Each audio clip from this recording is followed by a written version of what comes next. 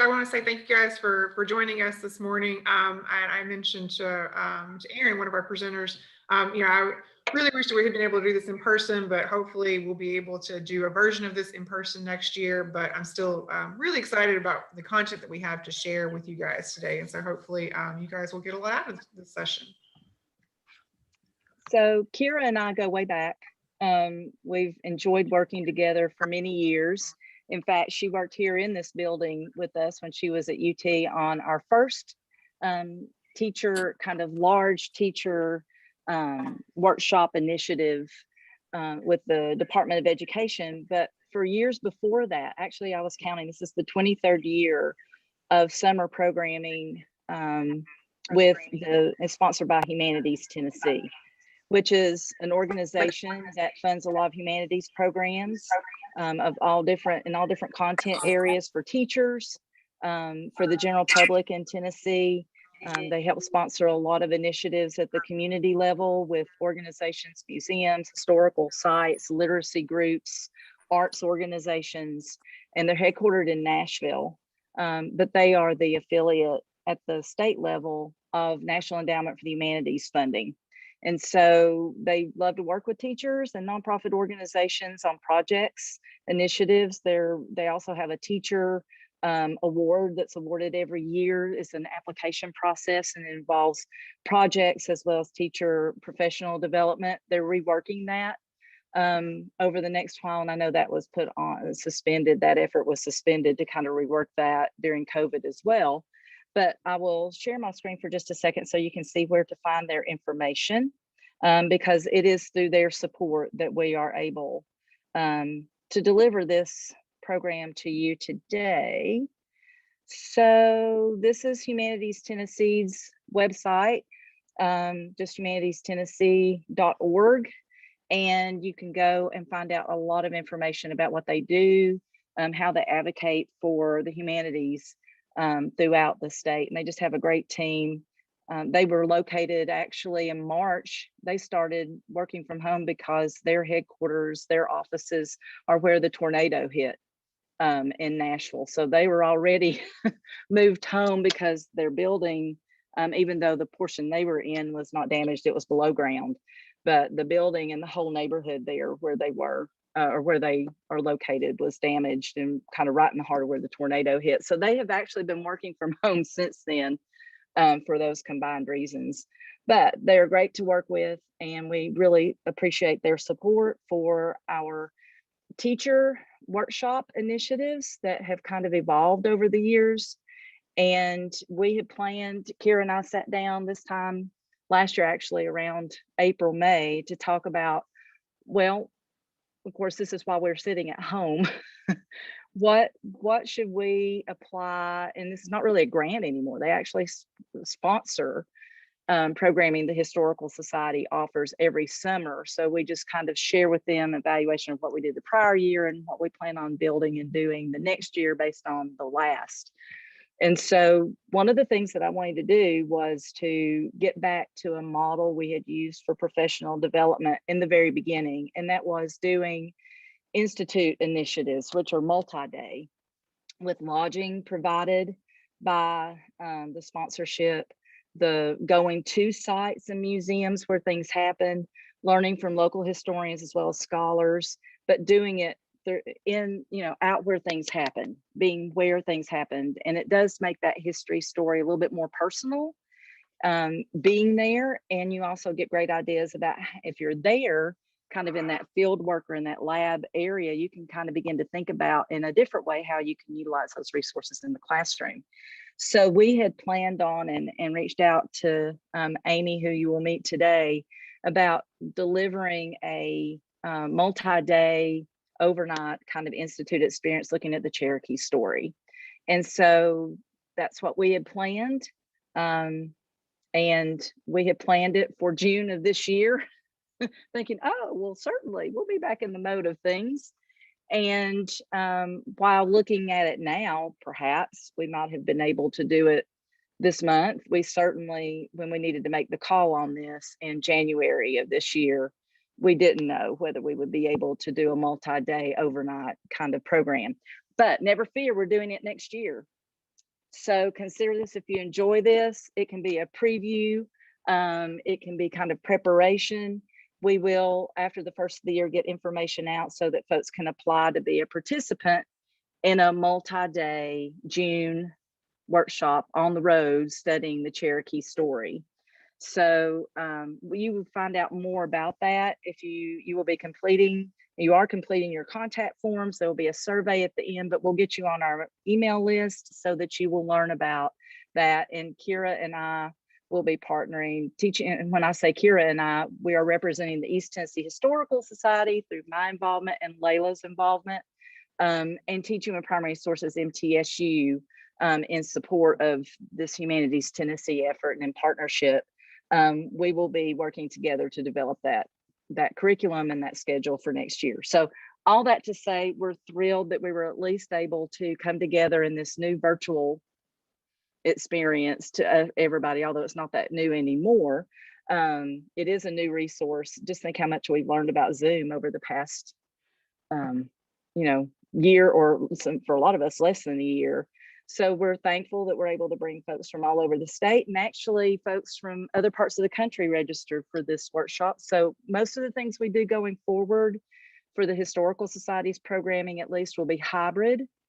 For our brown bags, our lectures, we're really working hard to make those hybrid so we can continue to be accessible from across the region. Our teacher workshops, some of these traveling workshops, it'll be much harder to do that because they're so interactive. But we will do our best to try to capture pieces of those workshops so that those of y'all that can't attend in person can join us for content pieces, for lectures that might be in them, for presentations, and then supply materials to go along with it so that you can replicate some of the activity. So we do feel strongly about now trying to figure out how can we have a hybrid experience for teachers, because the access to our programs has been incredible. We've had folks, like I said, for almost all the things we've worked on together or independently.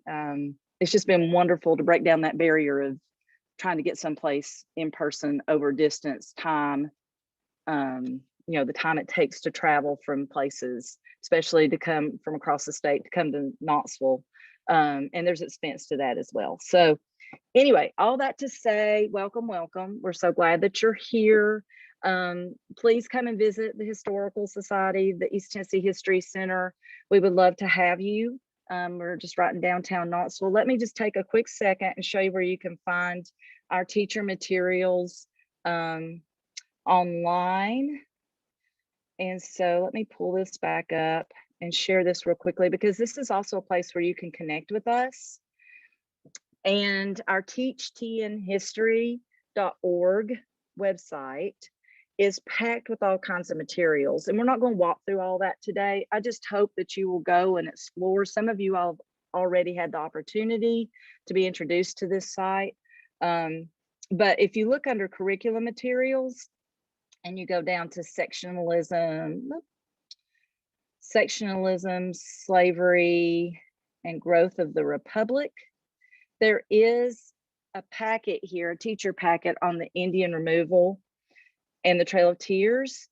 And Amy, Kira, Layla, myself, a couple of other scholars have been working on updating all of our materials online, vetting them, having scholars read them, updating things in vocabulary and best practice, and bringing the historiography up to date. So we are currently working on this version, and Rebecca has not gotten all the final versions up. So this, what you see today, will actually be updated by the end of the summer to reflect all the new historiography, to reflect accurate, not only information, but vocabulary. And so we just really wanted to make sure we're looking throughout the website, not only in these curriculum materials, which, as you see, they're on every era. You can go out and find teacher packets to teach all the different aspects of Tennessee history that are in the standards, whatever grade level you're on or in, you will find materials there for the Tennessee history pieces. But we also have artifact lessons and cards. And then this Tennessee history text is really a text for you as a teacher, if you are responsible for any aspect of Tennessee history or just want to have background to integrate Tennessee history, we have written, I shouldn't say we, Rebecca Bird is our teacher in residence in the summer. She's our webmaster. She's the web editor, taking all this good information and developing it into resources for you. And this is part 1 that goes up through the Civil War. And again, Humanities Tennessee sponsors everything that's on this website because a lot of it comes from what we do during the summer. And she has taken all the material that you need to know related to your standards and placed it in a text where you can go and reference specific information or read a narrative going all the way through the eras that you'll be working with. So this is a great teacher text that can also be excerpted and used for students. So as you see, the subheadings hit some of those same elements that are in those curriculum materials, but this is in a narrative form. So please take a look at that and know that this is also being reviewed, edited, I should say reviewed and vetted and edited to reflect appropriate language, updated historiography, including new stories, especially with African-American history, looking at stories and people so that we're not having to interpret, we're letting individuals and stories kind of stand forward and tell their own story in their own words. So we're working very hard on that. So that teacher text is, again, right there. This is our navigation. I think it's fairly easy to use. So please go and explore that. And again, that's thanks to Humanities Tennessee. And I must say a lot of that is thanks to Teaching and Primary Sources, MTSU's partnership with us, and Kira individually has been a major part of that. And Layla Smallwood, that you will meet today and meet in other workshops, actually is working with both organizations. She's kind of representing both of us in her work here at the Historical Society. So although we're 2 organizations, we work really hard to benefit you all through bringing to the fore what assets we each have to make it work better. So, and then Discover Tennessee History, you can explore a little bit of that in the future, and we can share some information about that. Really, all the history organizations and museums throughout the state work very closely together. And we want to help you all out as we go forward into this maybe more familiar hybrid kind of world going forward, because we know we're always going to have to, even though we might not be teaching hybrid, organizations will continue, I hope, to offer you hybrid materials so that you can bring in virtual materials in your classroom and use them. We've learned a lot this year. And I guess lastly, I'll just say thank you to everyone that's contributed to the work we do and making these workshops a success. So Kira, I'll turn it back over to you, and I will be sending out certificates. So please do fill out your contact form. Please rename yourself if you don't have your name actually, if it's, something like an iPhone or just says iPad or whatever. If you'll go out and just rename yourself, because I'll be checking the list for the certificates and comparing that against the contact forms to make sure we have them for everyone. Unfortunately for this particular workshop, because of the way everything's developed, Humanities Tennessee is sponsoring our review and vetting process to update the website. So we did not have the resources necessarily for stipends as we typically do. So if I do have savings of funds though this year, I will, especially if I have your address, I will try to divvy that out and share it with all of y'all that have joined with us today. So although we're not able to say right now that there'll be a stipend, again, if I have savings, I will be glad to share that with everyone. So thank you for your time this morning, and I'm looking forward to it. Kira, is there anything I missed? No, the one thing I will add, again, if you will, again, go ahead and rename yourself. If you have trouble finding that, if you find the participant list and hover over more where your name is, you'll see the option to rename. That'll be helpful for when we get into the activity later on in the session. We'll be in small breakout rooms, and so it'll be good to be able to actually see everyone's name there when you're working in the groups. The other thing is that we are recording the session, and we'll be sharing that via our YouTube channels later on for folks who haven't been able to join us live today. And we do want the session to be interactive. So if you have questions for any of our presenters, you can drop those in the chat box. We will be monitoring that throughout, and that's a good way to, again, ask questions, make comments, and to make the session interactive. So I guess we can go ahead and move along. Our featured speaker this morning is Amy Costine. Amy is my colleague here at the MTSU Center for Historic Preservation, and has been our Trail of Tears historian now for, oh, how long has it been now, Amy? What, 8 years, 9 years? Yeah, about, I think 9 years, which is crazy. Yes. Amy has been working on this partnership we have with the National Park Service to actually document the Trail of Tears segments that run through Tennessee and all of the other states that the trail touched, and has been doing a lot of research on this topic for a number of years. And so as we were putting together the workshop, we knew we wanted to bring Amy in to be our speaker today. So I'm going to go ahead and turn things over to her for our talk this morning. Thanks, Kira. Let me go ahead and get my screen shared here and my PowerPoint up.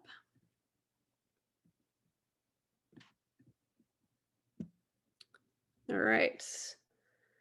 Well, good morning, everyone, and thank you for joining us. So what I like to do with these TPS presentations is take a topic that we are all probably very familiar with. In today's case, the Indian Removal Act, signed into law on May 28, 1830 by President Andrew Jackson, and try to fill in a small gap in the history of that topic that you might not be as familiar with. So I want to talk a little bit today about missionary and activist Jeremiah Evarts and his role in protesting the Indian Removal Act. So Jeremiah Evarts was born on February 3rd, 1781 in Sunderland, Vermont, marked with a red star on the map here, to parents James and Sarah. And Jeremiah was the eldest of 4 children. He had 2 younger sisters and a younger brother.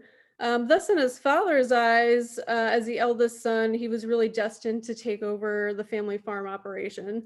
But much to his father's disappointment, he really didn't have an interest in this and found himself more attracted to books rather than working in the field. A little bit, but for the most part, I think it's really good. Everett's father did nurture his son's love of learning, though, first sending him to school in Burlington, Vermont, and later to Yale. Jeremiah began his freshman year at Yale in 1798. His classmates described him as, quote, rural in dress, stiff, a bit awkward in demeanor, but honest, end quote. Within a month of arriving at Yale, Jeremiah discovered the state's General Assembly and began attending debates and dining with some of the representatives, including the governor and the lieutenant governor. And this was really a spark in what would become a lifelong interest for him in politics. During his senior year at Yale, Evarts was converted during a revival that swept through the college. It was an event that I think really helped shape his moral and ethical perception of society and really influenced him greatly in decisions later in life. After graduating, he returned home to Vermont to figure out what he wanted to do for his future. And he strongly considered a career as a preacher, but decided to become a lawyer because he believed that in becoming a lawyer, he might advance the cause of religion and morality. His strong beliefs in religion and his background as a lawyer were really key characteristics in his fight against Indian removal years later. Jeremiah returned to New Haven in April 1804 to study law under Judge Charles Chauncey. 5 months later, he married widow Metabel Sherman Barnes, the daughter of Roger Sherman, a statesman, lawyer, and founding father who signed the Declaration of Independence, the Articles of Confederation, and the Constitution. So her family was well politically connected. In 1806, Evarts was admitted to the bar and practiced law for several years before taking a position as an editor at the Panoplyst, a religious monthly which became dedicated to promoting and establishing Christian foreign missions. His work at the Panoplyst, which later became the Missionary Herald, soon gave way to work with the American Board of Commissioners for Foreign Missions. He served as a treasurer for 8 years, from 1812 to 1820, before he was given the position of secretary in 1821. Under his leadership, the board expanded the role of women. It authorized Ellen Stetson, the first unmarried female missionary to American Indians, and Betsy Stockton, the first unmarried female overseas missionary and the first African-American missionary. As you can see, Betsy is pictured here. Unfortunately, I don't have an image of Ellen. But Betsy had a really interesting life. She was enslaved. She was actually a former enslaved person of Princeton University President Ashbel Green, and went on to become a really prominent and respected educator and missionary. But that's a story for another day. So as Jeremiah worked for the American Board, he continued his work with the Missionary Herald, which served as an outlet for him to express his ideas, beliefs, and share with the public his missionary work for American Indians. Through his work with the American Board, Evarts traveled and befriended many American Indian nations in the Southeast, including the Cherokee. Historian Francis Paul Pruka, who's written a bunch of articles and major works on Jeremiah Evarts, I think said it best, quote, "Evarts had studied and knew thoroughly the history of the tribes and their relations with white governments, their aboriginal claim to lands, the guarantee of these lands and treaties signed with the United States of America, and the adamant stand of the tribal spokesman against removal," end quote. As Everett spent more time among the Cherokee, he began to specifically have a deeper understanding of the tension between the Cherokee and specifically the state of Georgia in regards to land encroachment, going all the way back to the Georgia Compact of 1802. So I'm going to go on a little bit of a side tangent here and talk a little bit about what the Georgia Compact of 1802 is, because I do think it's really important. In 1802, the state of Georgia made an agreement with the administration of President Thomas Jefferson to cede to the federal government any claim it may have to lands that are essentially Alabama and Mississippi today. In return, the United States paid the state of Georgia $1.25 million and promised to remove American Indians from Georgia as soon as it could be done, quote, peaceably and on reasonable terms, end quote. Nearly 20 years goes by, the federal government promises went unfulfilled. They didn't do much. Georgia blamed the US government for not keeping their promise and demanded that the federal government remove the Indians by force if necessary. But in 1820, the federal government started to signal some change. On April 11th, 1820, Congress appropriated $30,000 for the extinguishment of the Indian title to all lands within the state of Georgia, pursuant to the Compact. On January 22nd, 1822, the Secretary of War sent Congress a report of how that initial money had been spent, and Congress then appropriated an additional $30,000 on May 7th, 1822 for, quote, "for the purpose of holding treaties with the Cherokee and Creek tribes of Indians for the extinguishment of the Indian title to all lands within the state of Georgia," end quote. So again, both in 1820 and again in 1822, we've got Congress specifically referring to this 1802 compact. There was a new appropriation of $50,000 on May 9th, 1858 for the purpose of attempting to extinguish Cherokee claims to land within the state of Georgia, again, specifically referring to this compact. So I think what's important to understand here is that we have an agreement that was made by the federal government to remove American Indians from Georgia without any discussion with the Cherokee or Creek all the way back in 1802. And while the federal government seemingly ignored their obligations under this agreement for a number of years, beginning in 1820, they started taking these half-hearted steps to carry out their obligations, based on some of these appropriations. Regardless, I think the Georgia Compact in 1802 really helped set the stage for the Trail of Tears decades later. Andrew Jackson had been a proponent of Indian removal prior to his election as president, we all know that, and had already assisted and served as commissioner at several treaties dealing with American Indians and the secession of their lands. With his election as president in 1828, Indian removal became a top item of his agenda. The Indian Removal Act began its legislative history shortly after Jackson's first State of the Union address on December 8, 1829. Jackson argued to Congress that white encroachment on native lands was not only forced some American Indians back into the wilderness and, quote, their savage habits, end quote, but has also caused the destruction of many tribes, proposing voluntary removal as a solution. Jackson's statement began the development of an Indian removal bill in the House of Representatives and the Senate. And members of both the House and the Senate hotly contested this bill in long debates. In addition to the debates in Congress on the bill, petitions and memorials flooded into both houses from religious groups and members of benevolent societies throughout northern and eastern states who opposed Indian removal. The opposition was led early on by Jeremiah Evarts in response to pro-removal organizations, and then fueled by the development of the Indian removal bill.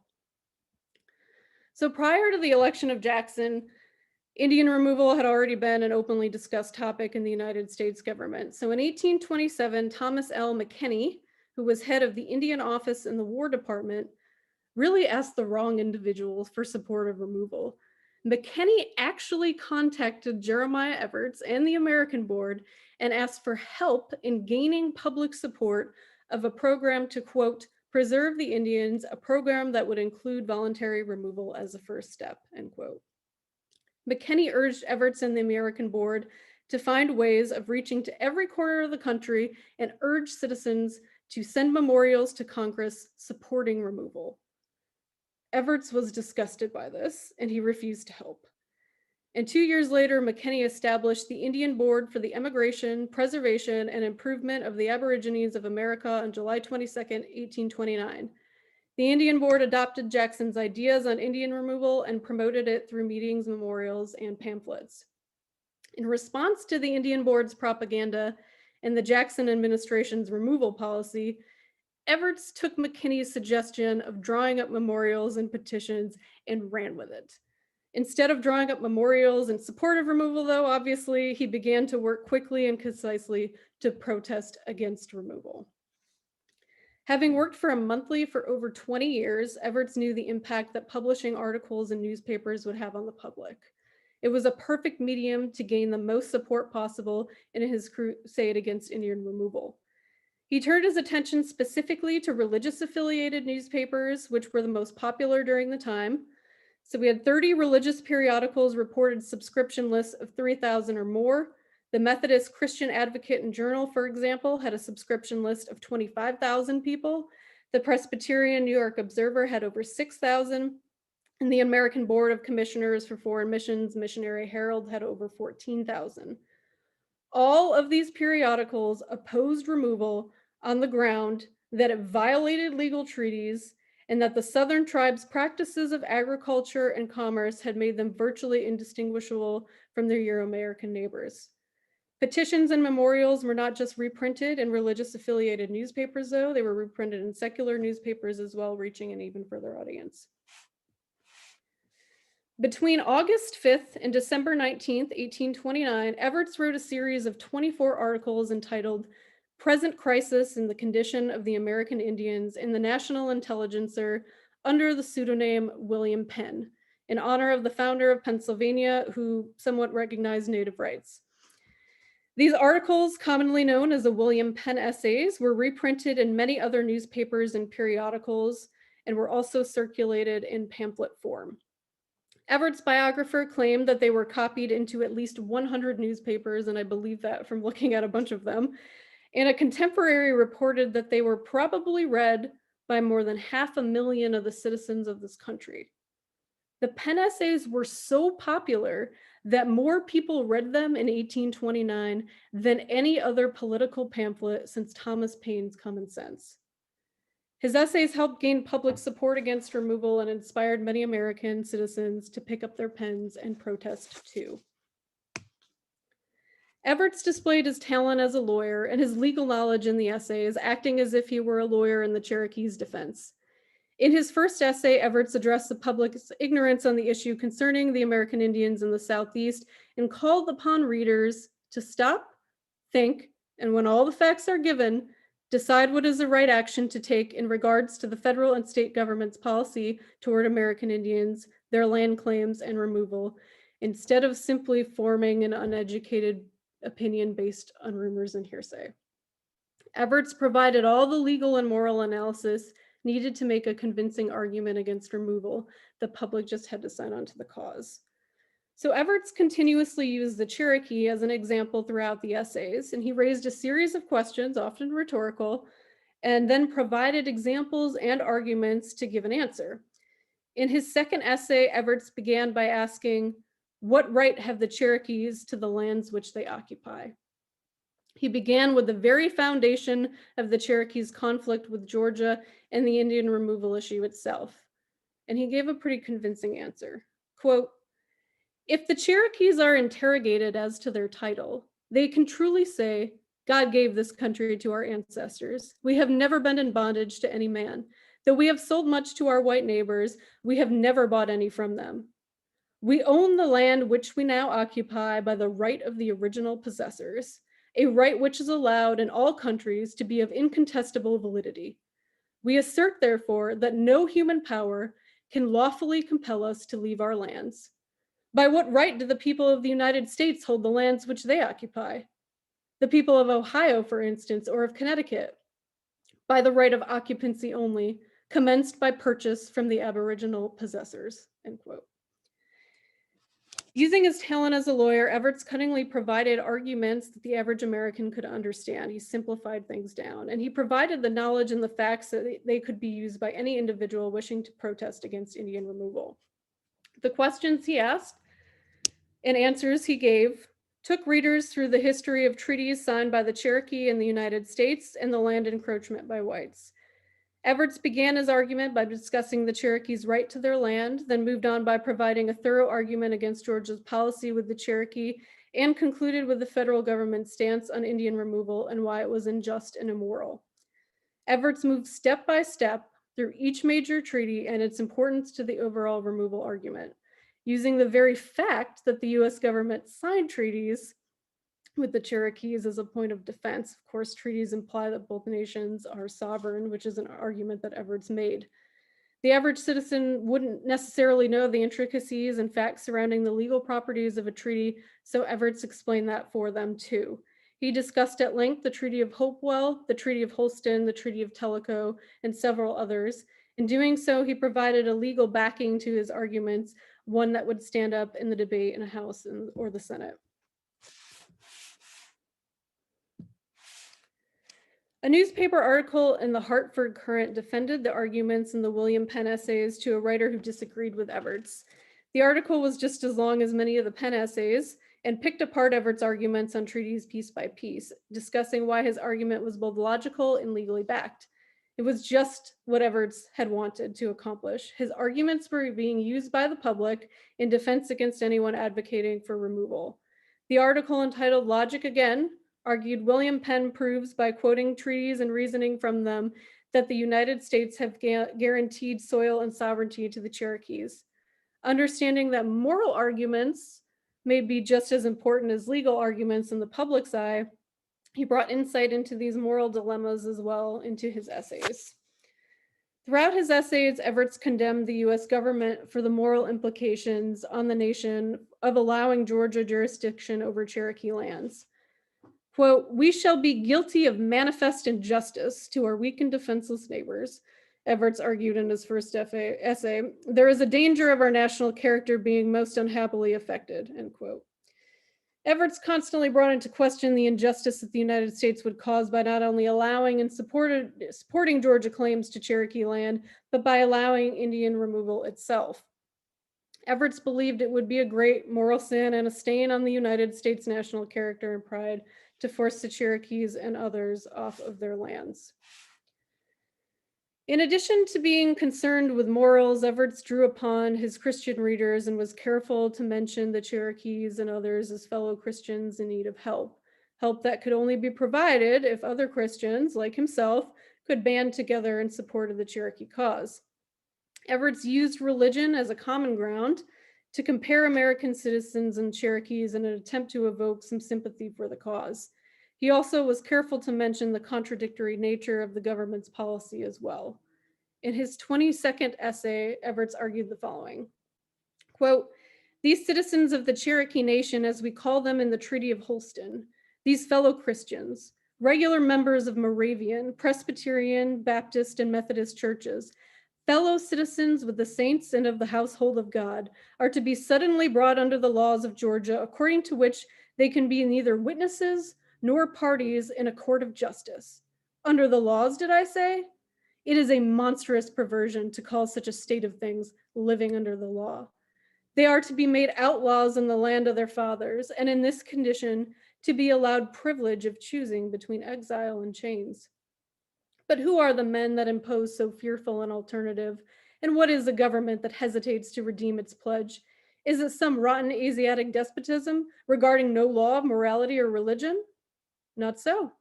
It is a government which sprung into existence with the declaration that all men are created equal, that they are endowed by their Creator with certain unalienable rights, that among these are life, liberty, and the pursuit of happiness. From a people who insist on the right of every community to govern itself and who abhor the very idea of foreign dictation. End quote. In his last essay, Evarts ended with yet another strong statement, again accusing the United States government of being unjust and placing some blame on American citizens for not taking a stand and therefore being complicit. Evarts argued, quote, "If our rulers now stop, they may save the country from the charge of bad faith. If they proceed, it will be known by all men that in a plain case, and for very weak and unsatisfactory reasons, the great and boasting Republic of the United States of North America incurred the guilt of violating treaties, and that this guilt was incurred when the subject was fairly before the eyes of the American community. It is now proposed to dishonor Washington, the father of his country, to stultify the Senate of the United States during a period of 37 years, to burn 150 documents as yet preserved in the archives of state under the denomination of treaties with Indians, and to tear out sheets from every volume of our natural statute book and scatter them to the winds. We have never yet acted upon the principle of seizing the lands of peaceable Indians and compelling them to remove. We have never yet declared treaties with them to be mere waste paper." The William Penn essays were a really compelling and masterful propaganda device at the time. With the facts laid out before the public, Evarts now called upon them to pick up their pens to protest. "Urge everywhere the importance of petitioning," Evarts wrote. "Nothing else will avert the awful calamity which hangs over us." In addition to the William Penn essays, Evarts drew up countless petitions and memorials to be circulated to the public to sign.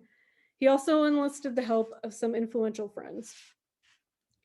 Eleazar Lord, president of the New York Sunday School Union and leader in the American Home Missionary Society, was inspired by Evarts' cause. Lord worked in New York and was interested in getting fellow New Yorkers involved in the petition process. He organized a public meeting in December 1829. Evarts wrote a petition for the meeting, which he drew directly from his arguments in the William Penn essays. The petition was not only signed by many members present at the meeting, but Lord took the liberty of having an additional 300 copies printed in pamphlet form and sent another 250 copies to individuals throughout the country. The meeting and the petition were also mentioned in newspapers such as the New York Observer and reprinted in the Connecticut Current. Senator Nathan Sanford of New York presented the memorial on January 4th, 1830, but was met with strong objection from Southern senators, particularly John Forsyth of Georgia. Although it met opposition, the memorial made its way to the Senate, where it was discussed and debated exactly what Evarts wanted. Next, Evarts wanted to get Philadelphia and the Quakers on board with the cause. Evarts asked Lord to contact Roberts Vaux, a prominent Quaker in Philadelphia. Roberts was happy to join the cause, and with the help of William White and Henry J. Williams, a meeting was set up and a memorial was circulated amongst the citizens of Philadelphia and signed by Roberts, White, and William on January 11th, 1830. The Religious Society of Friends in New York joined the cause too and sent their own petition to the House and Senate on January 5th, 1830, where it met similar opposition.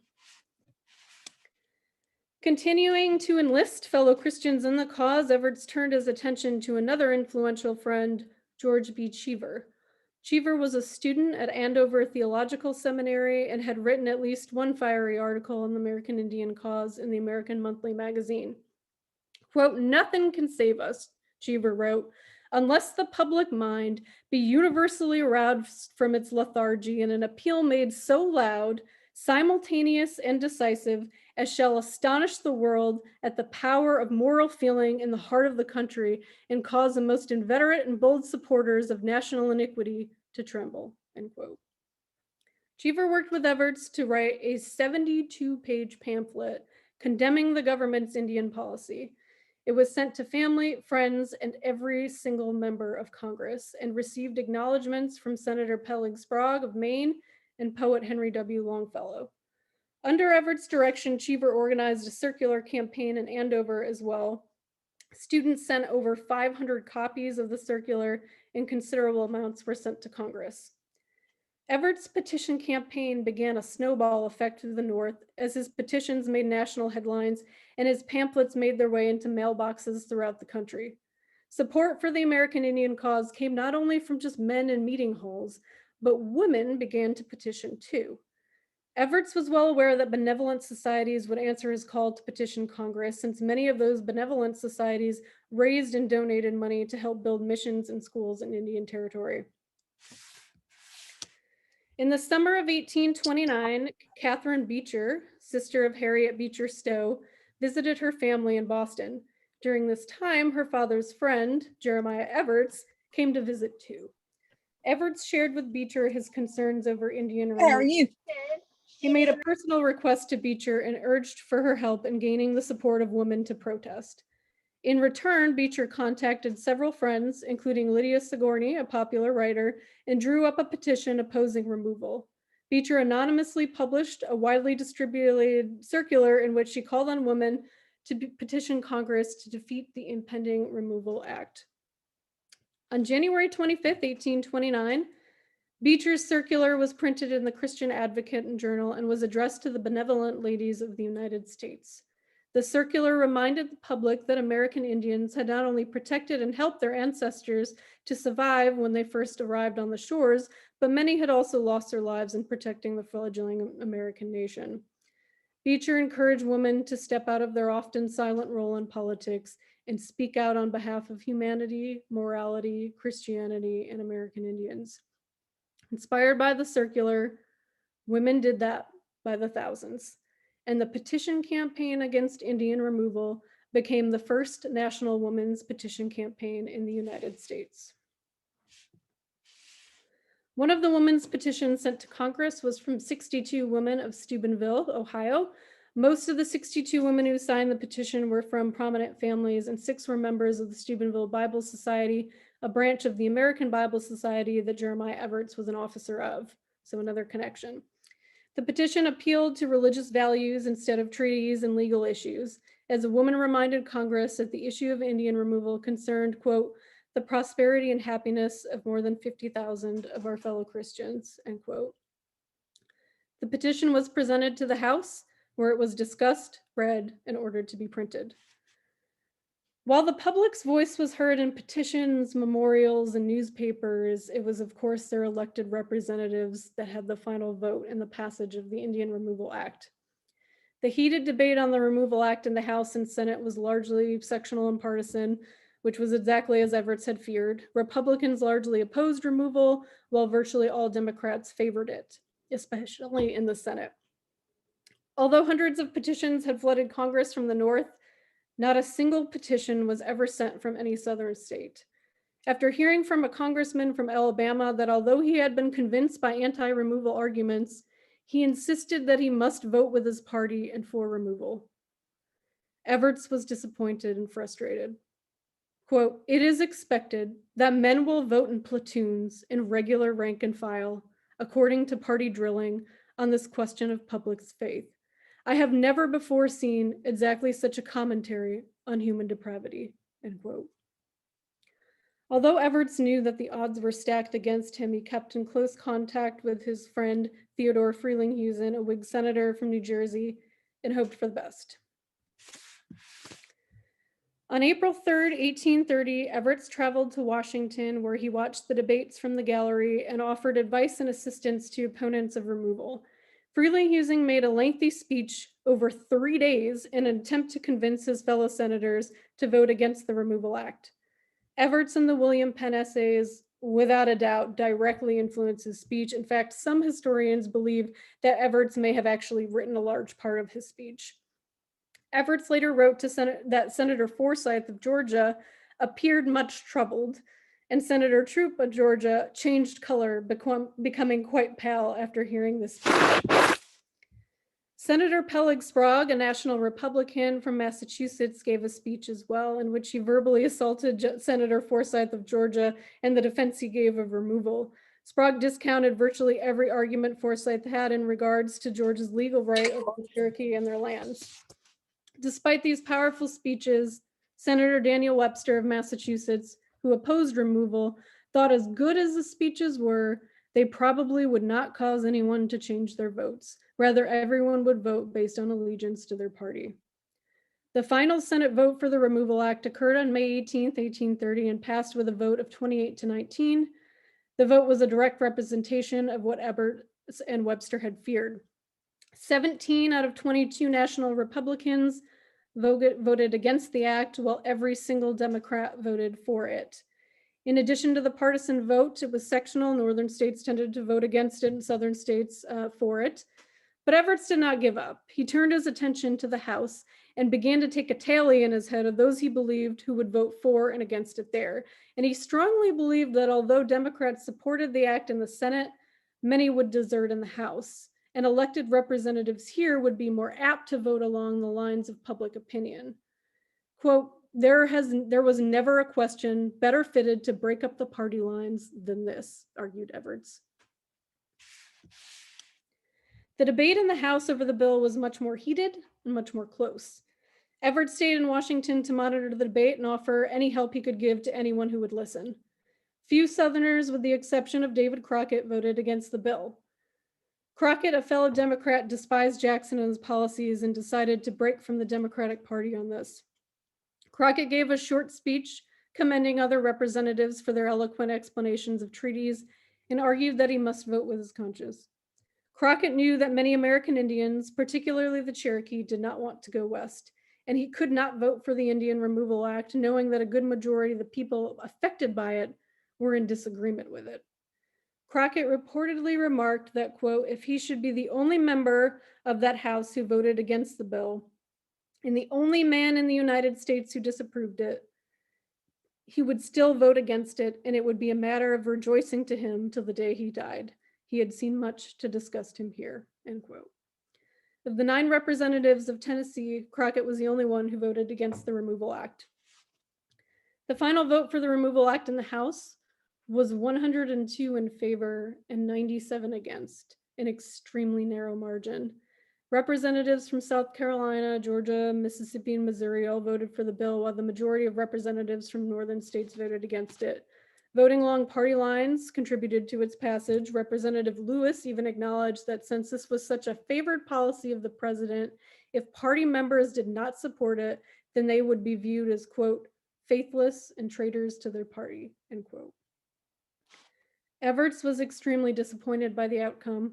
Although he strongly believed his petitions and essays had made an impact, if people in the northern, middle, and western states had entered with as much spirit as became them into the business of petitioning, they might have secured the Indians forever in their rights, argued Evarts. If this cause fails, it will fail solely from the apathy and lukewarmness and timidity and laziness of those who are really friendly to the Indians, end quote. Evarts continued to push for the repeal of the law and continued to draw up petitions and pamphlets, even writing 2 more pen essays, but his health began to decline.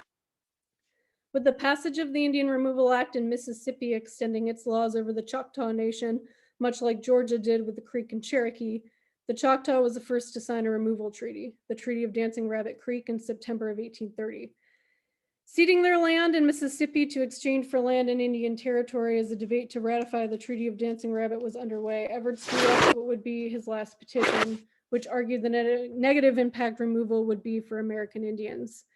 He sent it to his friend Edward Everett, who presented the memorial in the House. Evarts was unfortunately too ill to travel to Washington to help the cause. Everett wrote back to Evarts with dismay at the proceedings that went on in the Senate and the House. Quote, the Choctaw Treaty was this day ratified in the Senate by a vote, if I am rightly informed, of 33 to 12. Some of our best friends and soundest men voted in favor of the ratification on the ground that the Indians would certainly be destroyed if they do not leave the state of Mississippi, end quote. Everett had been correctly informed. Nearly 40% of those senators that had voted against the Removal Act voted for the ratification of the Choctaw Treaty.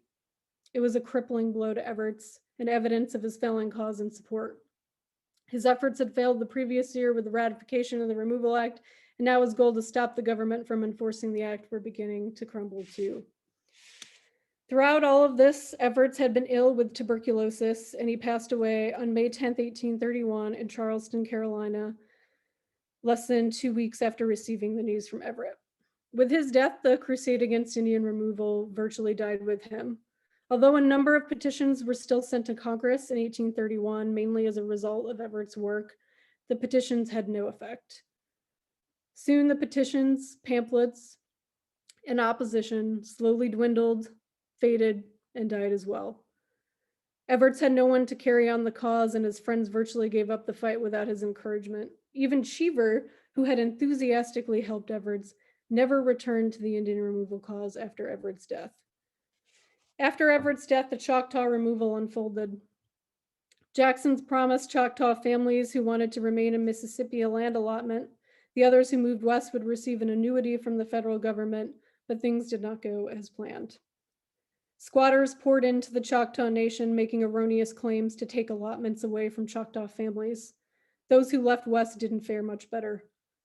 The first groups that left began without any supplies that the government had promised. The following autumn, the next migration began with criminals stalking the detachments to steal what little possessions the Choctaw had with them, and outbreaks of cholera killed many.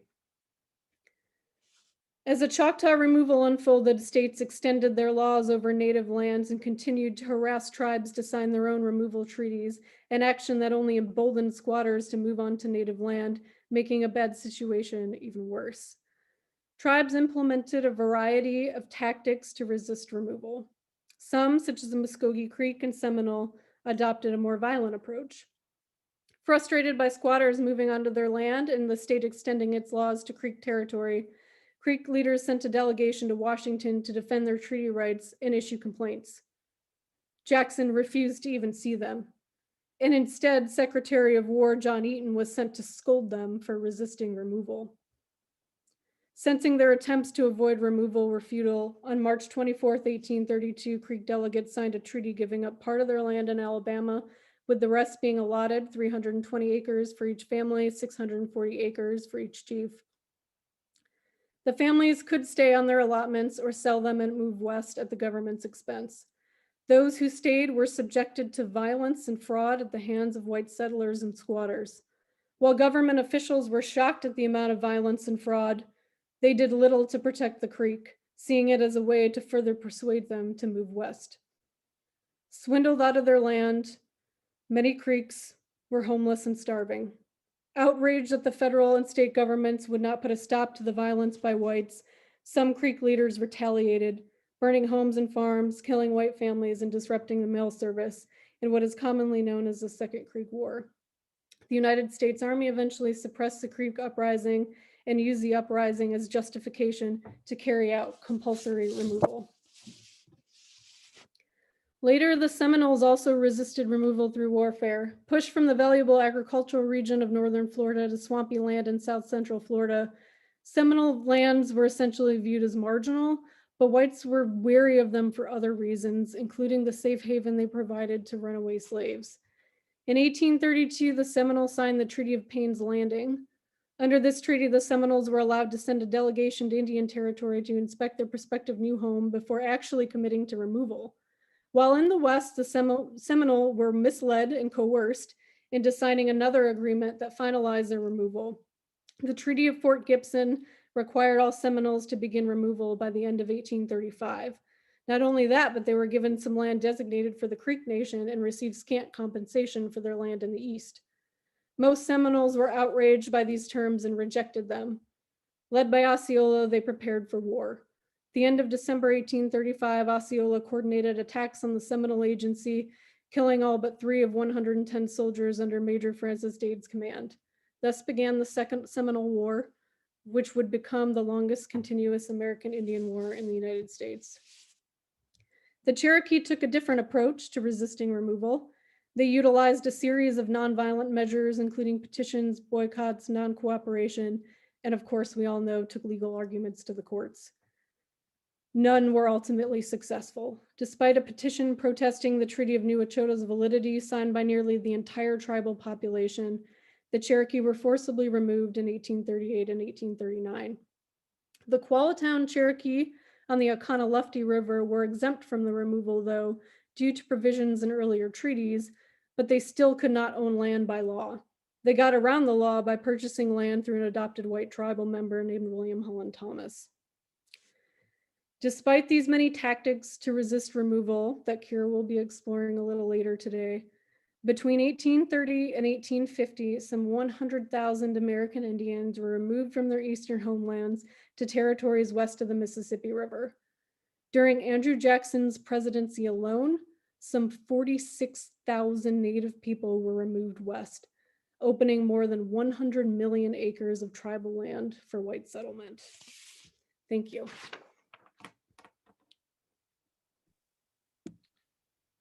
So thank you for that presentation, Amy. We have a couple minutes, so if anyone has any questions that they would like to ask, this would be a great time to do that. You can either drop those in the chat box, or if you want to unmute yourself and ask a question, please do so.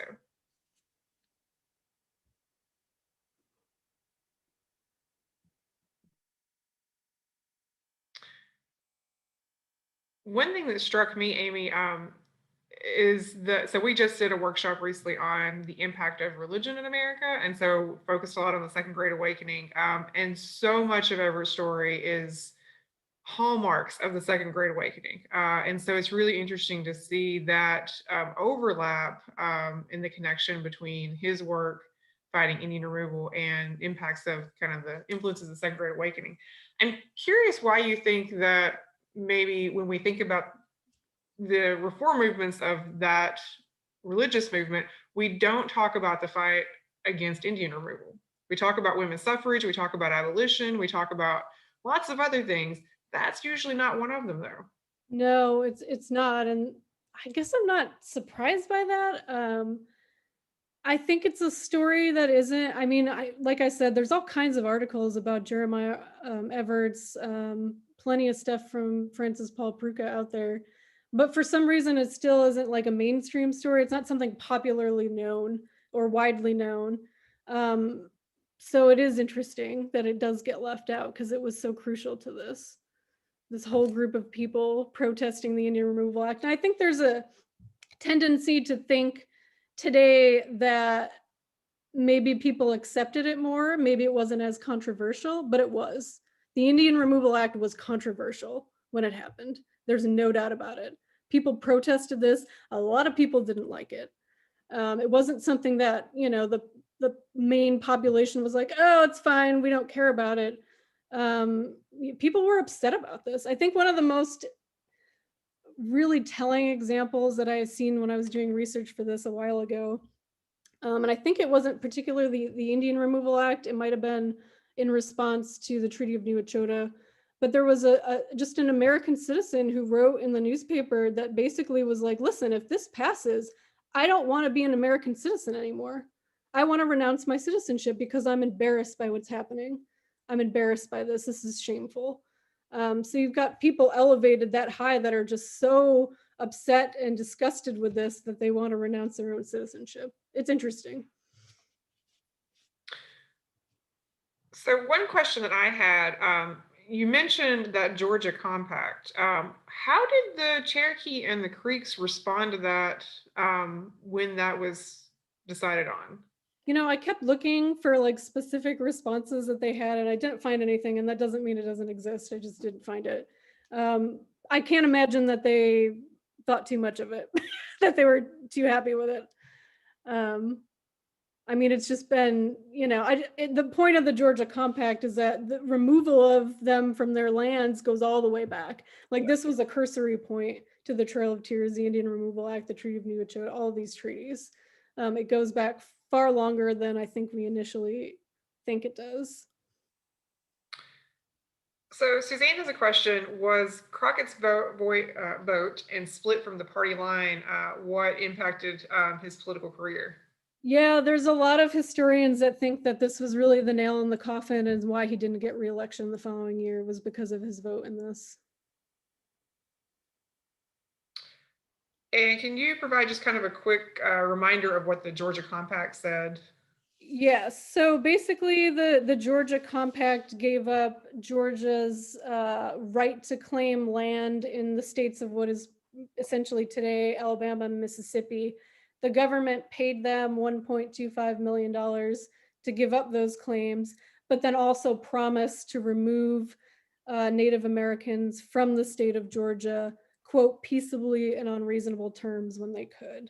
So it was a twofold. They got $1.25 million, and then the federal government agreed to remove Native Americans from the state of Georgia. And that's during Jefferson's presidency, right? Yes. Okay, I think that's interesting because I know in researching for an activity we did for a recent webinar, that the Creek were actually able to overturn one treaty that they argued had been fraudulently signed, but that was during John Quincy Adams' presidency. And so again, that partisan split about who was being more receptive to their rights. So that's interesting too. Yeah, that's like something the Cherokee looked to, why they did some fighting in the courts, because there was precedent that treaties would be overturned. Just didn't work out for them in this particular instance. All right, any other questions? Okay. Oh. Go ahead, Grace. Okay, I don't have a question, but learning about this and the people were resisting and all of that, someone pointed out we thought that like everyone just accepted it and kind of was, or I thought everyone just kind of accepted it and was just kind of like taking it as, you know, this is what the government's doing, like this is for our benefit so we can have more land. I definitely feel like there's things that are going on, there's things that are going on or have gone on in modern times where we're like, no, maybe we shouldn't do that. And I feel like we would not want people in the future from a long time from now to think that we all agreed or to think that our opinions were, you know, we were just like going along with whatever was happening. So it's just, I'm really glad that the history got saved about this. And thank you, Amy, for telling us all about it. Welcome. Well, it's been a good morning so far. I really appreciate Amy's presentation. I think we all learned a lot, and you know, it's great to have individuals and stories from the past, especially biography kind of stories, to help the kids make a connection with things in the past, because we can connect with people sometimes better than larger ideas or even events. So I appreciate that a great deal. So now we're going to kind of, in the virtual world, have a visit to Red Clay State Historic Park.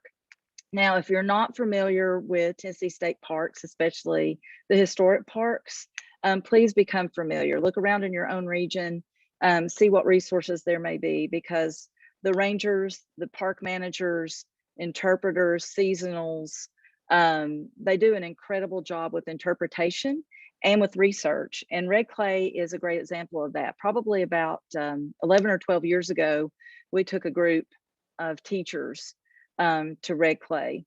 And that's during the time that we were doing those summer institute programs. And there was nothing like going there and visiting. And the thing is, I'm really excited to come back next year. I'm excited to get with Aaron and find dates that work, and with Kira and Amy. And you'll be meeting Melissa Woody this afternoon, or not this afternoon, it'll be afternoon for me, later this morning for you. But to actually go and see what she's introducing to you today about Red Clay virtually, there's nothing like going. So just realize that your state parks are a great resource. And Aaron is the park manager, as I mentioned, and she's been overseeing great work done. I believe I saw that it's about 41 or 42 years that the park has been established to tell the incredible story there. And they're doing a lot of current research in partnership with MTSU students, I know. And so I'm going to turn it over to Aaron and let her take it from there and introduce you to Red Clay State Historic Site and what they can provide for teachers and students. All right.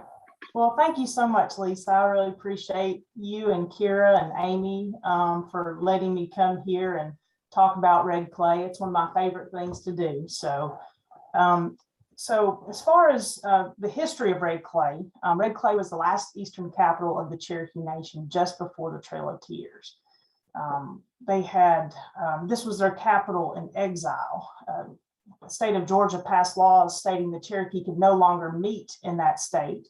So they had to move their capital from New Echota here to Red Clay. And they chose Red Clay for two reasons. One is we're in Tennessee, just barely, but we are in Tennessee. And the other reason is because of the Blue Hole, the council spring. Because, their meetings would last, weeks, if not longer. And they, with, several thousand Cherokee here, they needed a good source of water. So as far as resources that we have, we kind of have a field trip package that we offer to teachers and schools. So when the group gets here, we will take them into our theater. We have an 18-minute video on the history of Red Clay. Now, this new film that we just got several years ago, we're really excited about it because we had a lot of support from scholarly experts, the National Trail of Tears Association. So it's been vetted by them. And we also have Cherokee citizens as a part of the project. We've incorporated the Cherokee language into the film, and it gives you a basic overview of the events leading up to removal and Red Clay and kind of what happened here at Red Clay. So that's a great way to kind of start the field trip. And then we take the group out on the grounds. We have several replica structures of a council house, sleeping huts, a Cherokee farmstead. But we usually begin at the Eternal Flame, which is a memorial to the Cherokee. And that flame was actually carried on the Trail of Tears. When they left here, they got the coals from their council fire, put them in iron pots, and they actually carried those coals all the way from Red Clay to Indian Territory. And when they arrived in Indian Territory, they relit that fire, and it still burns there today. And as Amy was saying, there was a group of Cherokee that actually stayed behind, the Eastern Band folks. So they wanted some of that fire. And so the 1950s, it was kind of a funny story that Danielle, our PhD candidate, was researching and found out they drove out in a pickup truck and got permission to get some of the fire and brought it back to the Eastern Band and lit their council fire. Well, in 1984, those two groups came back to their homeland here at Red Clay for the first time since before they left. And they brought that fire back to kind of commemorate their joint, or their coming back together as one nation on their homeland. And so that memorial burns here. And we do talk about the story and how it made it back here to the homeland. And then earlier I mentioned the Blue Hole, or the council spring. Now this is the most beautiful feature that we have, and we do take the group, walk them down there and talk about, what I mentioned earlier about them using that as their water source. But the council spring is actually still very sacred to the Cherokee people. They still use it today for ceremonial purposes, and they're the only ones that we will allow in there for that reason. And you can go on our website and look at some of the pictures of that. It's beautiful. I mean, it really is. You can see why they call it the Blue Hole or the council spring. And then we take the group around the replica structures and just kind of, explain what they are and how they played a role here at Red Clay. And we talk a little bit more about the history and, of course, removal and how that all happened. And then we kind of finish our program with a Cherokee weapons demonstration. And this is what the kids really enjoy because it's hands-on. And so we talk about the flintlock rifle. We talk about the blowgun and how it was made. And then we have a little blowgun competition, and the kids really enjoy that because they actually get to shoot the blowgun. Now, COVID has limited that, obviously, over the past year and a half, but I feel like maybe when some of you actually get to come to Red Clay, that will be an option for you. And the kids just love it. I mean, they go crazy about being able to shoot the blowgun. So that's basically our field trip kind of in a nutshell. One thing I left out is that we do have a museum here in our visitor center, and MTSU has been a huge help in updating and getting more primary source documentation and panels, and just kind of, you know, updating the whole thing, thanks to Danielle and their PhD candidate, as well as, I would like to say, Melissa Woody and the Chamber of Commerce, who donated $10,000 to help us renovate our museum. So we have a museum that's actually in the 21st century, because we have digital exhibits, and you can, you know, it's an interactive experience where you can learn more in depth about the Blue Hole. If you didn't have a ranger to take you down there to experience it, you could learn more about the history of the eternal flame and the Blue Hole and different things. So it's really neat that we have this new exhibit. And some of our new panels actually in our museum focus on the creek removal, which we've never talked about that here until Danielle came and brought this information to us. And then also the enslaved people that were living here during the time that the Cherokee were meeting here. And so these are so many things that we have never interpreted before. And thanks to Danielle and MTSU, they have taught us so much about our park that we didn't know, especially me. So the museum, it kind of starts with like maybe some prehistoric items, and then kind of takes you through how just the evolution of, or the assimilation, I guess, to European culture, and then ultimately ends with the Trail of Tears and panels that talk about that.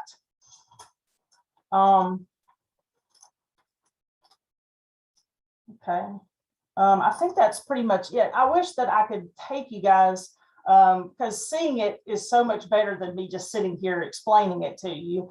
But I promise it's a great field trip. It only lasts about 2 hours, and we can have groups from 50 to 200. It doesn't matter.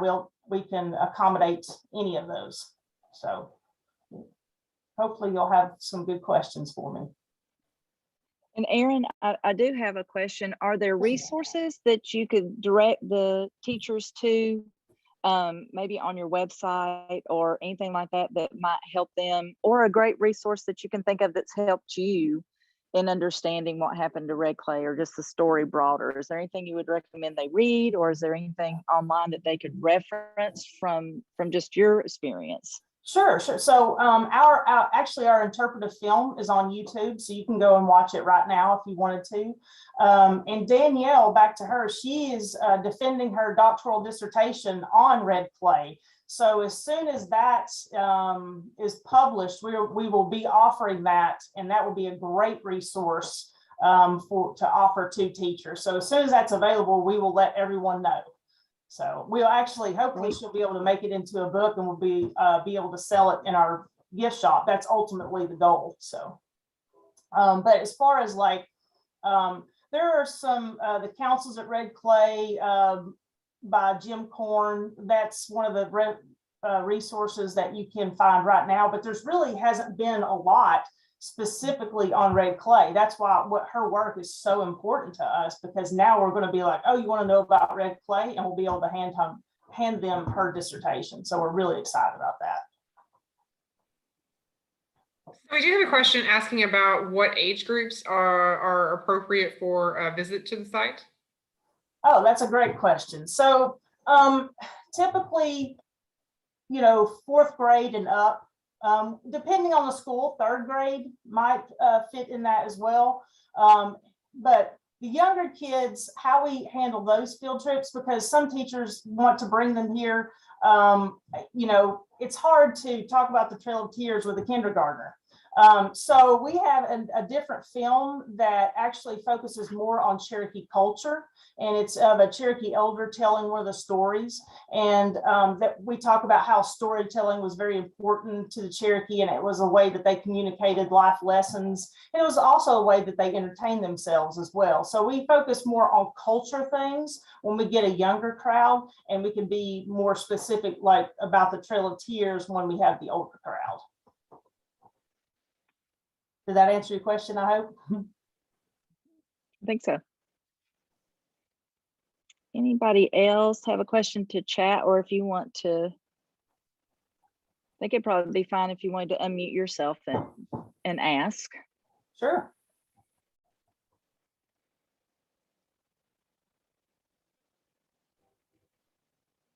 While folks are thinking about that, let me just encourage you. I know that we're not sure what the fall is going to bring with taking school groups, you know, on field trips, or perhaps you're not in, you know, close enough vicinity to easily plan that.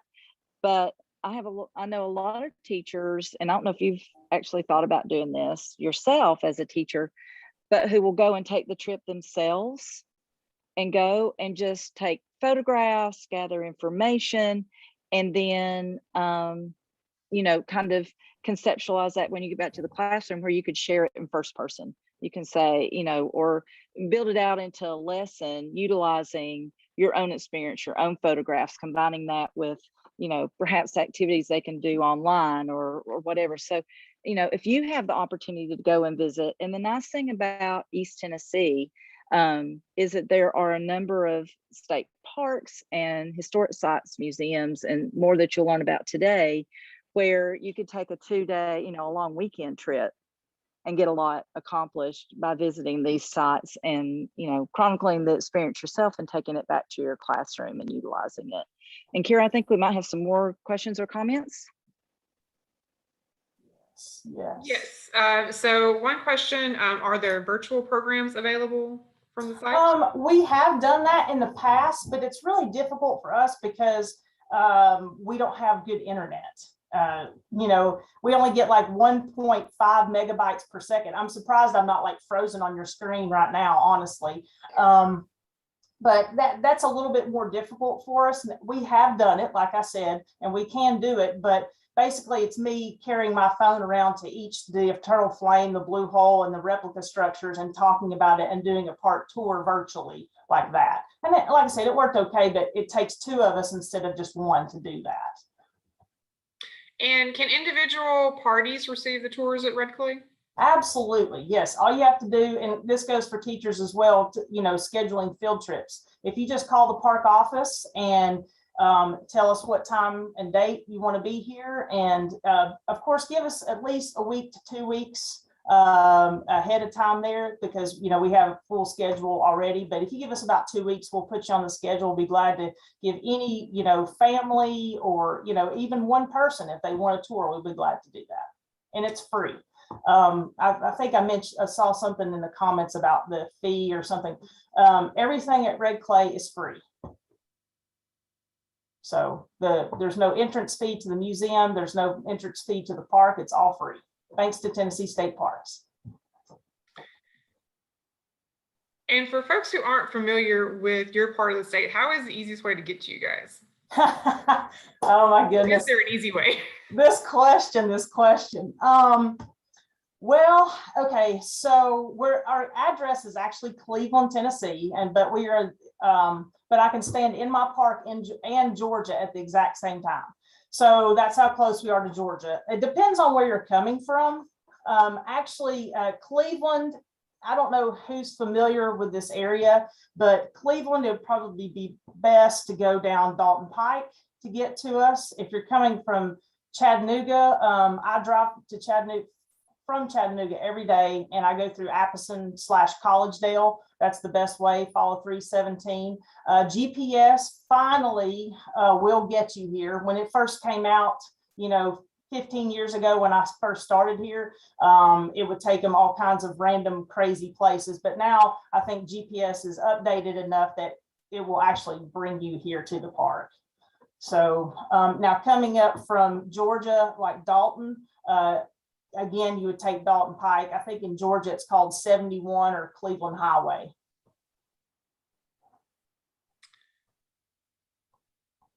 All right. Well, thank you so much, Erin. If anyone else has any questions, Erin, you're going to be able to stick around for a few more minutes and maybe. Oh, sure. Yeah, absolutely. Yeah, so Erin will be there in the chat. If you guys have other questions, feel free to drop in there. So I think we'll go ahead and move forward with our next piece, which is our activity. So let me share my screen here real quick.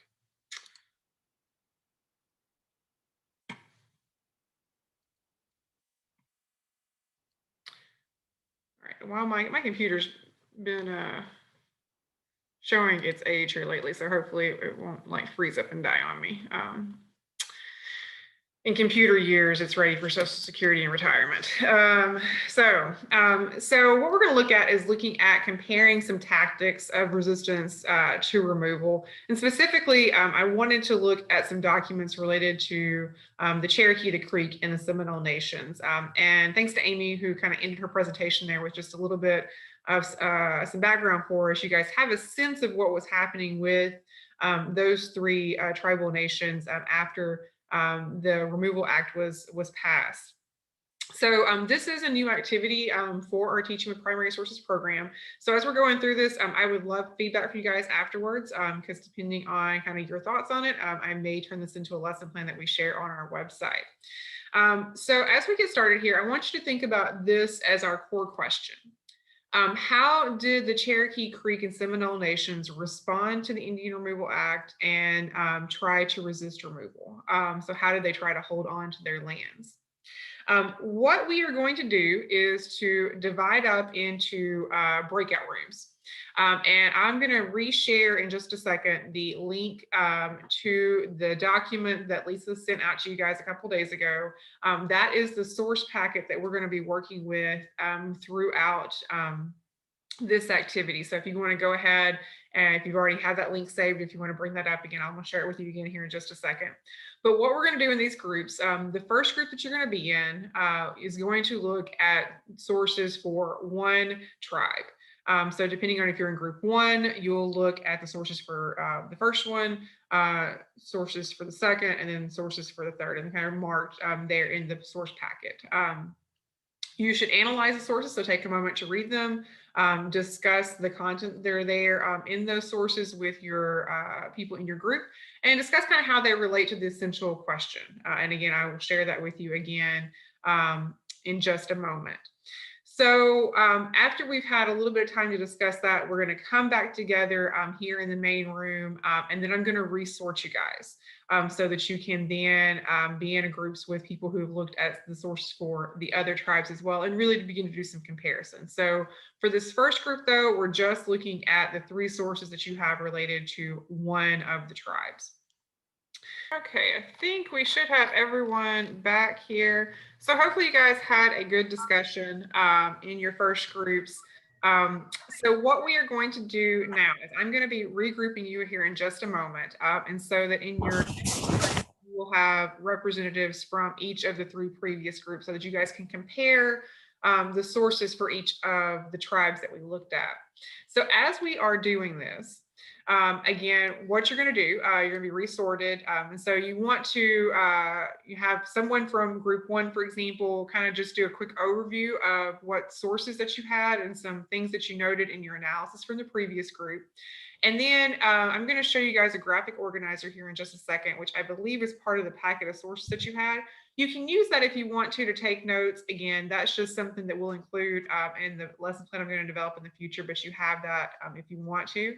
Again, what we're looking for here is kind of where are there similarities in the ways that the 3 different tribes approach trying to resist removal, where are their differences? So again, just kind of be able to do some comparison between the 3. So the graphic organizer looks like this. Again, just kind of a basic Venn diagram that you could use with your students.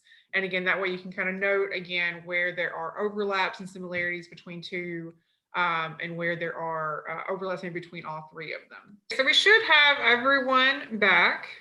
So hopefully you guys had a good discussion in your groups, had a chance to do some comparison between the 3 groups of sources.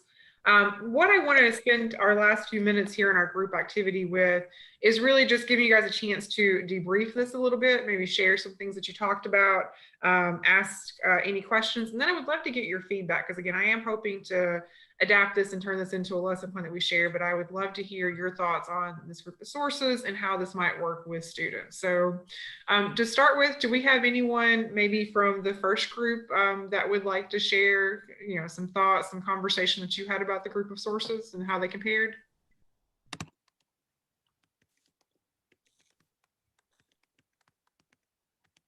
I didn't look at which group we were in the second time. I apologize. Oh, that's all right. So yeah, well, whichever, like it doesn't matter. Okay, so in our group, I'm going to let someone else talk because I talk too much. But I really loved being able to join together and do the comparison and really talk about the differences. And I feel like being from our region, more of us knew about the Cherokee and Creek going into this, and the Seminole was kind of new to most of us. So it was just interesting to discuss that. Anyone else? Some things that stood out in your discussion? One of the things we talked about was location and how that could have impacted what the tribes were exposed to as far as how they knew what they knew about the white settlers, like did they know how the white settlers communicated with each other, and could they have used that to their advantage? So Seminoles, for example, they're a lot further away and from things going on in maybe DC area or larger cities or things like that where the missionaries were that could have helped them.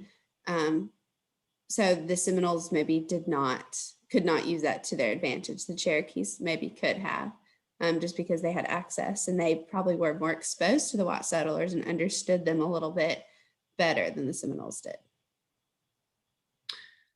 We kind of broached a subject at the end of our discussion that was interesting or becoming interesting, of the issue of fight versus survival, the issue of fighting or having dignity, and keeping your, keeping the effort versus doing what you need to do to survive and your culture surviving. So I thought that was an interesting discussion we were about to have till the countdown started.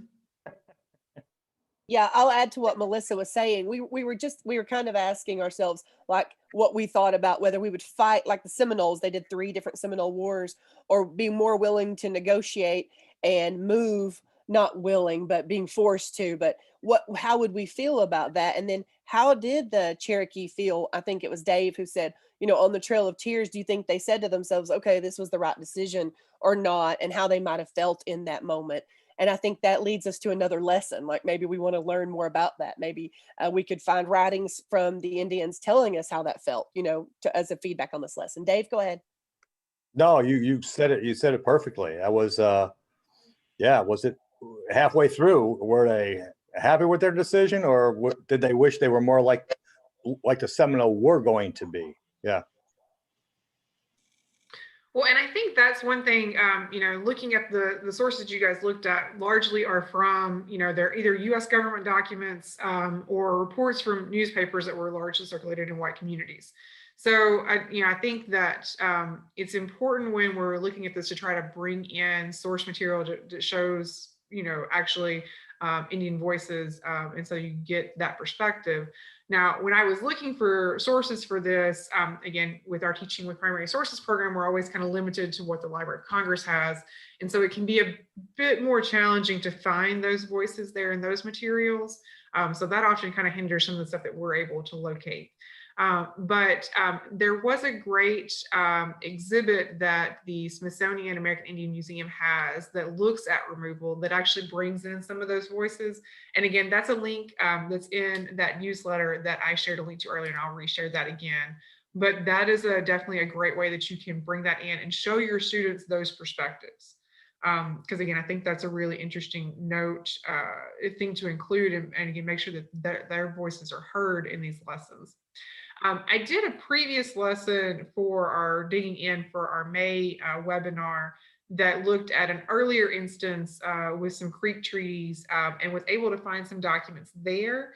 And so that's also another one that you might look at, because again, just like, with as Amy was showing us, like, again, this was kind of a long saga of removal. And so looking at, some events that happened in the 1820s with the Creek, was able to show that, and was able to actually show documents from where that they were petitioning and writing to the U.S. government, and showing their thought process on some of the treaties, their reactions to when those treaties were violated, and so that they could, students can see that voice present there. So in our last few minutes here, I would love to hear from you guys about how you might use any of these sources, or if there's something that you might adapt or change with this if you were going to use it with students.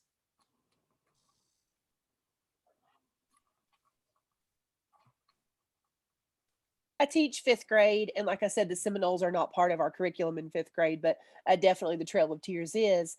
And I loved that you also provided the link to the website with kind of just a description of exactly what was happening, but then also provided those sources, those primary sources. I think that pointing out the language we read about the Seminoles, that 3rd article in the newspaper, where basically the language was they weren't tame. Like pointing out, but pointing out that language to 5th graders and helping them understand the difference. In addition, talking about the protesters from the earlier when Amy shared, teaching my students what protest means, because the 5th grade curriculum is full of it. I mean, full of protests. The civil rights movement is heavy, but talking about protests from early on and letting them know that not all Americans were just okay with this Indian Removal Act, that there were Americans who said this is not okay. And that sometimes, even though our voices seem to go unheard, it's important to speak our piece and let people know, so that years from now, when people are discussing us and what we thought, they'll know that we didn't sit quietly.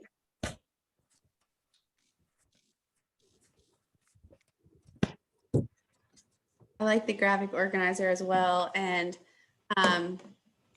I would definitely like to use that in my 7th grade classroom. We do teach about the Southeastern Indian tribes in 7th grade. And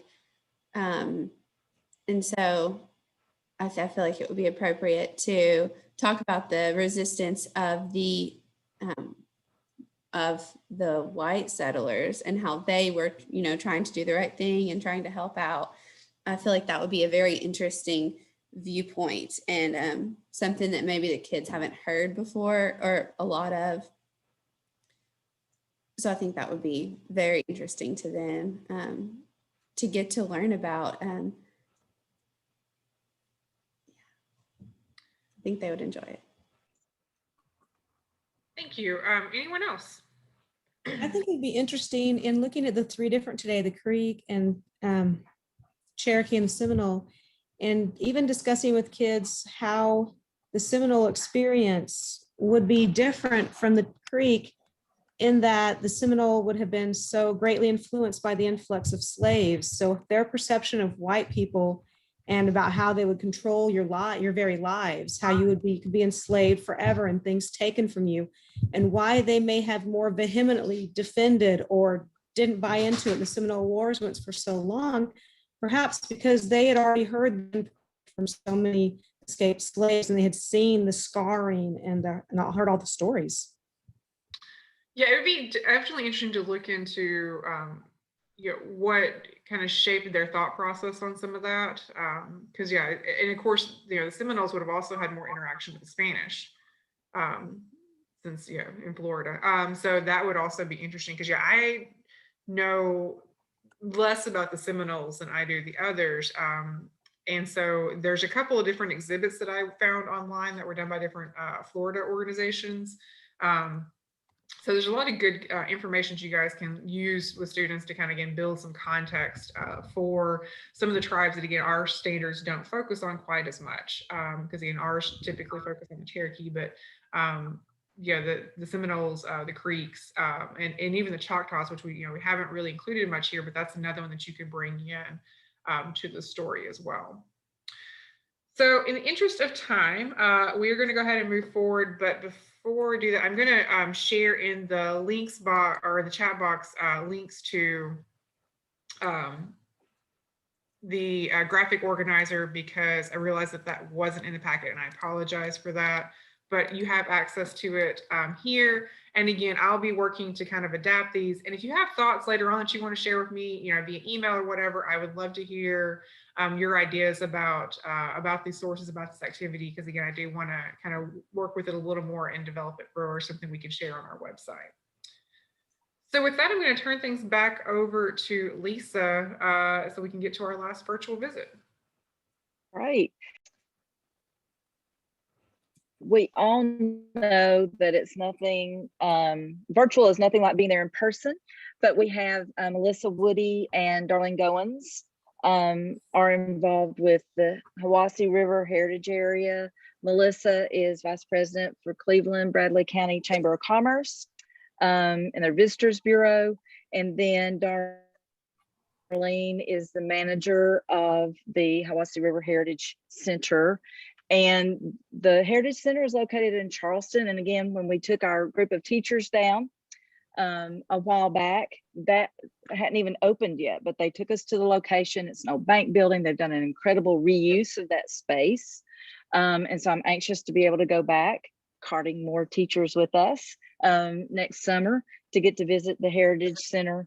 It's close to Cleveland, but also in the outskirts of Cleveland. So you can pick up a visit to the Heritage Center when you go to Red Clay on your trip. I know all of us will want to take that trip and chronicle for classes, maybe even next year. But at any rate, they do an incredible job with their museum at the Heritage Center that chronicles the story of the Cherokee living in that region and in that area, as well as the story as it relates to the Trail of Tears. And then there are actual still historic sites and properties immediately around the Heritage Center and in Charleston that you can walk to, that's part of that experience. So we're really anxious to hear from Melissa and Darlene to share with us more about the Heritage Center, about their story and about their resources for teachers and students. So thank you all so much for joining us virtually, and we look forward to seeing you next summer in person through Support from Humanities Tennessee. We just found out we get to do a teacher workshop down on the road to your place. So, but thank you for being with us. That's great. Today. Well, we appreciate the invitation, Lisa. Thank you so much. And we're happy to be with everyone today. What we're going to do is we're going to split this up a little bit and hopefully be mindful of our time, because we could talk about this place all day long. But Darlene is going to give you a tour right after I give you a little summary of kind of how we got here. So my job is actually at the Chamber of Commerce, and I am the Vice President for Tourism Development, but I'm no stranger to history. My minor was in American history, and back in 2005, we had a little lady that some of you may know. Her name is Shirley Lawrence, and she's from Meigs County, and she was on the board of the Tennessee Trail of Tears Association and also a director for National Trail of Tears.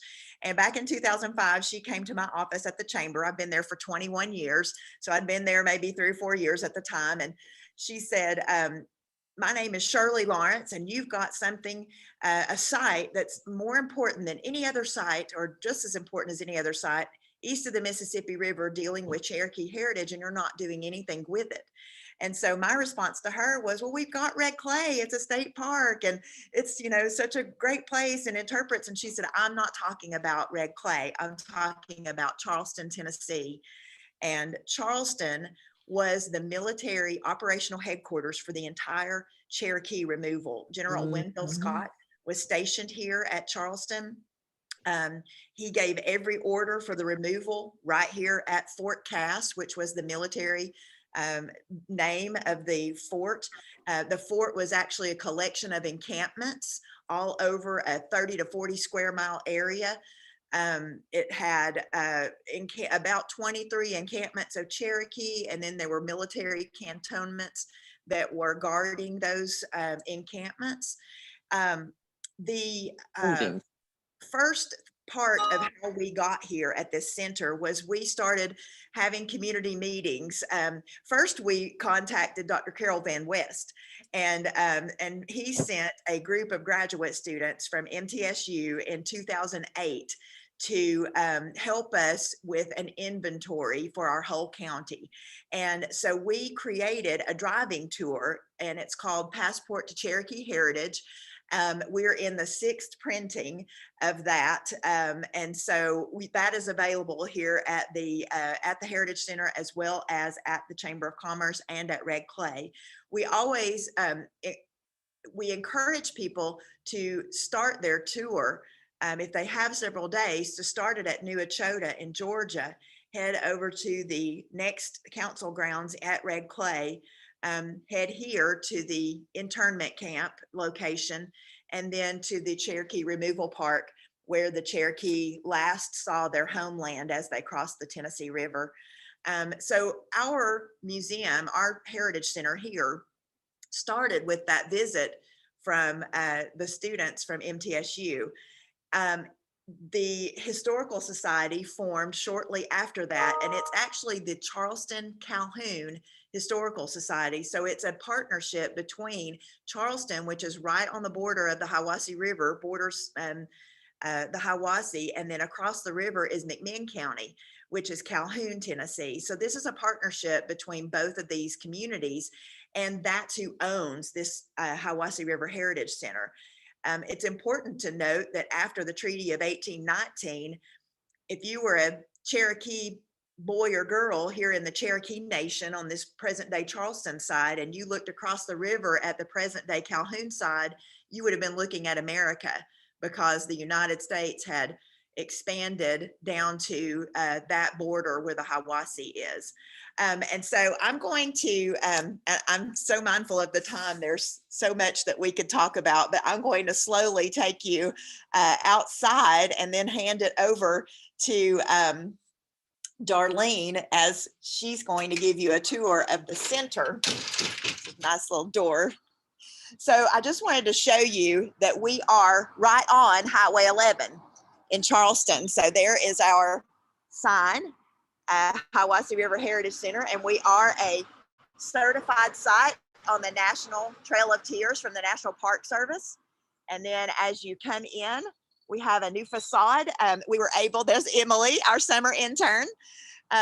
We have expanded. At first it was a bank building that just had one little tiny branch area, and that's what we started with in May of 2013. May of 2013 when we first opened. And so I'm taking you into this lobby area that was the only part of our Heritage Center. I mean, this was all we had. And we just started with that and made do. And then we started raising money for an expansion, and we expanded it to include an exhibit hall and an education room and another bathroom. So we have 2 bathrooms now. But this was actually the drop box of the bank, and it was made into a wonderful mason, and a couple who are masons made it into a stacked stone fireplace for us so that we wouldn't have to tear it out. This was actually the drive-through. If you can see the entrance of the exhibit hall, this was where the drive-through was. And we were able to purchase that original bank building with $190,000 for the purchase of the property and renovation. And then we raised $450,000 to do the expansion of that center. So I'm going to show you Darlene, and she's going to give you a quick tour of the exhibit hall. I just want to welcome you into our exhibit hall. We're going to do a little quick tour and tell you a little bit about some of the things that we have here. Some of the things that we are most proud to be able to have are the items that McClung Museum has been gracious enough to loan us, and these were done from the digs when TVA put their dam system in, and the Smithsonian came down and did their digs in this area. Most of the things that we have are from the Hiwassee Island area. As we go around the room, we give you a little introduction just to the Charleston area, and then we talk about those digs. We have 2 panels that talk about some of the digs that were done.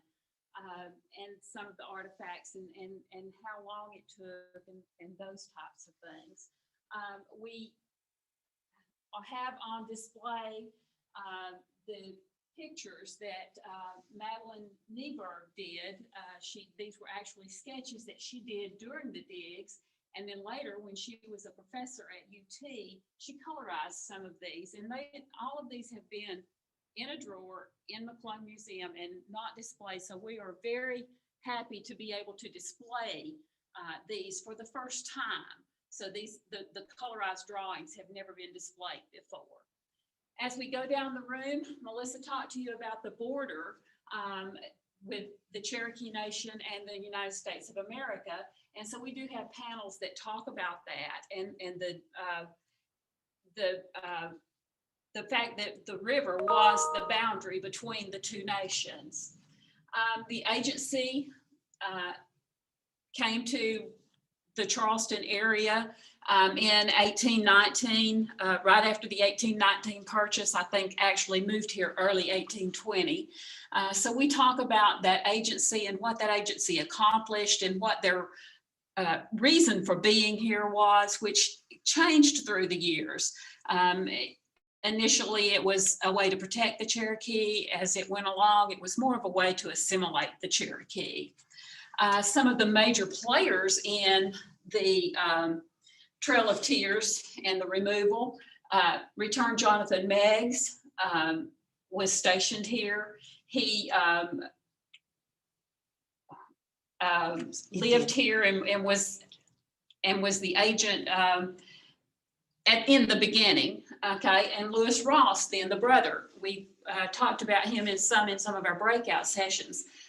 Lewis Ross was the brother of Principal Chief John Ross. Lewis moved to this area when the agency came here. He was a businessman. He had slaves. He had crops. He actually supplied the military with a lot of the supplies that they needed to actually stay here. So we know where his property was. We have a photo of his house, which doesn't look anything like that now. It actually burned, but we have had we've been under the house and had it inspected, and the beams that are under the house were actually charred from the fire. So they are the original beams from the home where Lewis Ross lived. As we go on, we talk a little bit more about the forced removal, about John Ross, and about the Treaty Party leader, Major Ridge. And as you all probably know, when the Treaty Party got out there, and in fact, when the treaty was signed, Major Ridge said at the time, "I have signed my death warrant."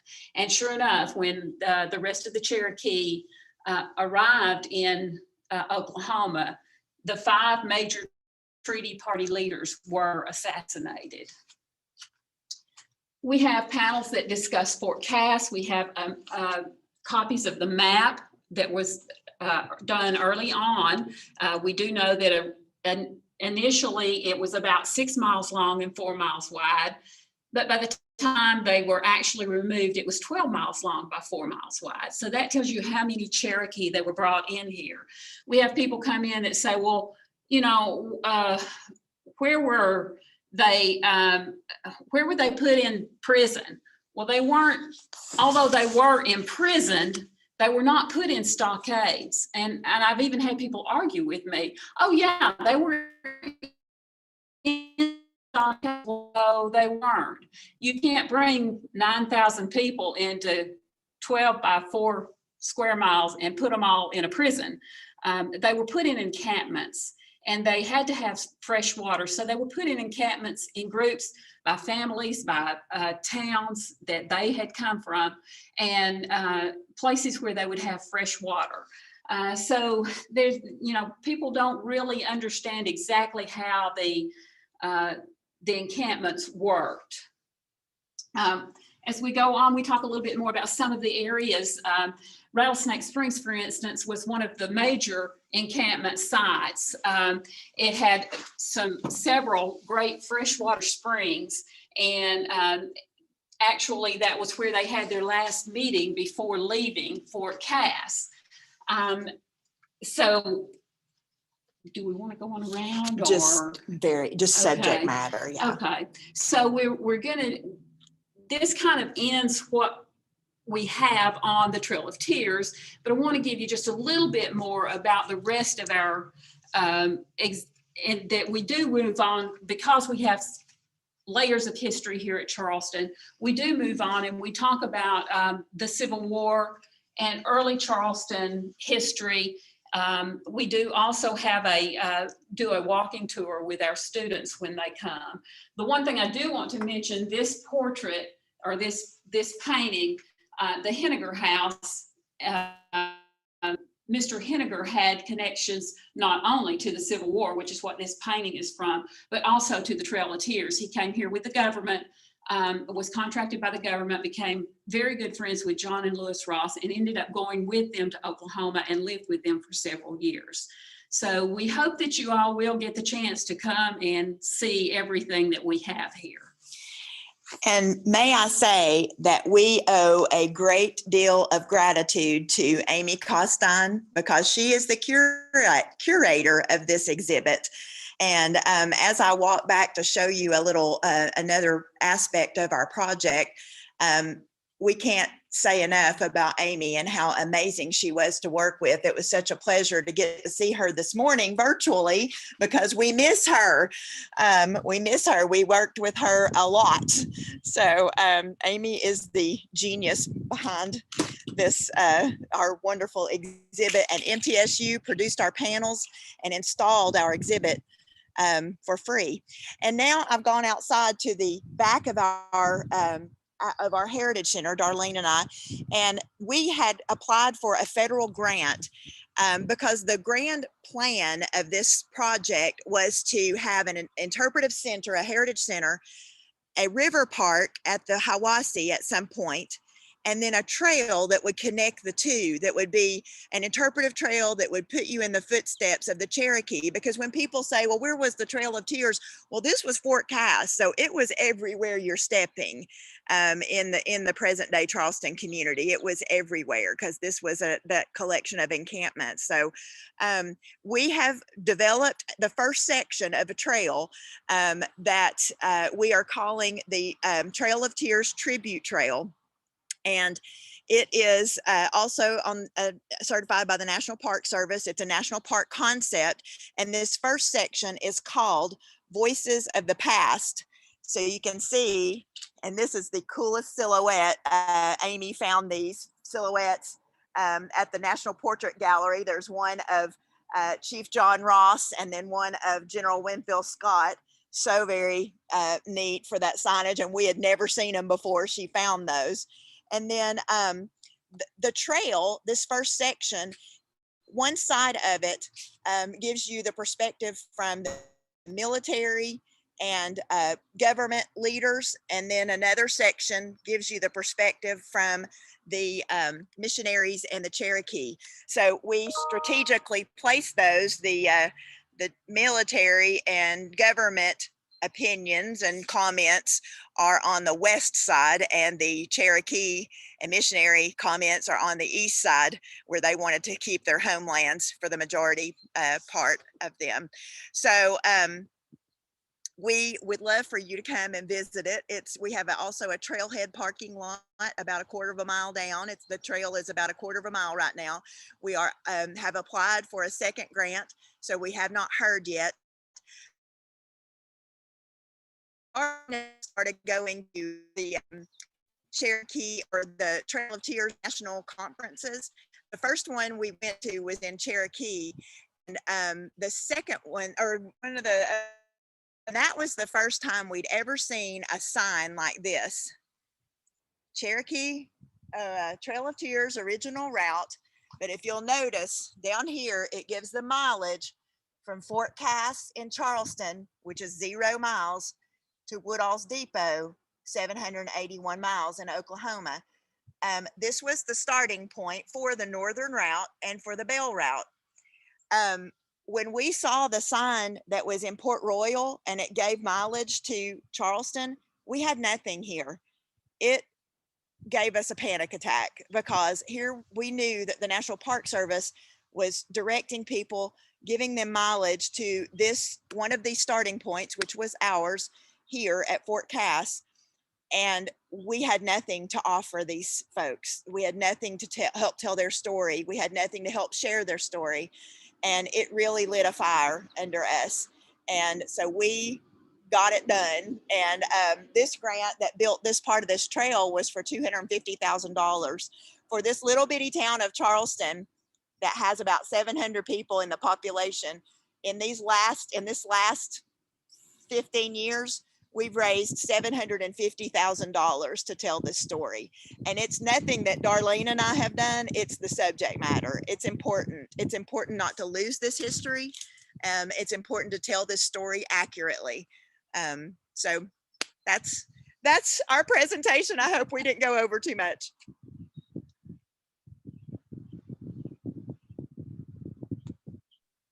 Thank you guys so much for that. So I guess at this point, we have a couple minutes. Does anyone have any questions for Melissa and Darlene? I know I haven't had a chance to come visit. Amy has been telling me about the work you guys have been doing. I can't wait to come see the exhibits there and see the trail myself.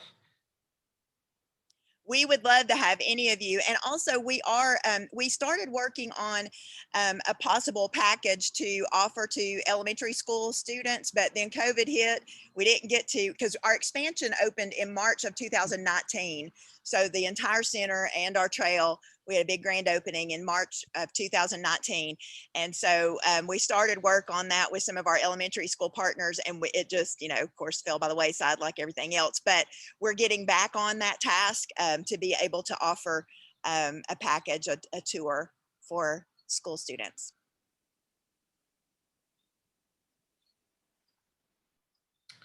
All right, well, thank you guys so much. And I think at this point we are ready, unless anyone has any, again, kind of final questions for any of our presenters.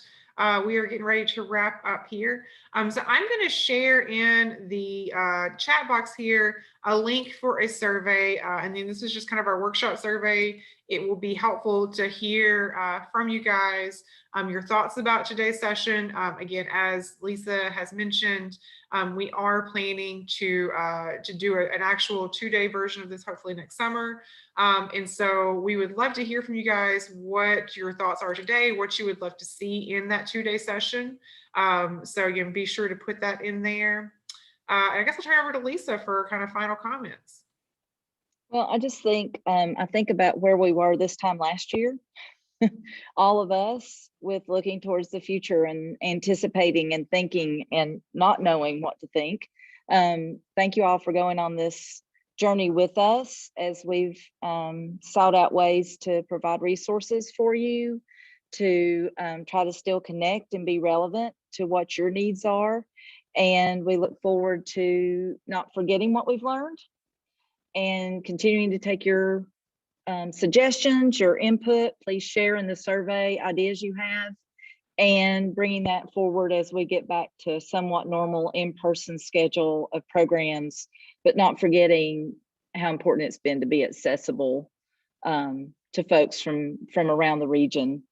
And so thank you all again. And thank you to Humanities Tennessee for your support of what the Historical Society does. We've worked with some of y'all with National History Day. We've worked with you for teacher workshops, for student programming, and Humanities Tennessee really allows our staff to be able to do the things we do, and especially to be able to build out our teacher website with materials. So thank you. And we look forward to working with you all more this summer and certainly next fall.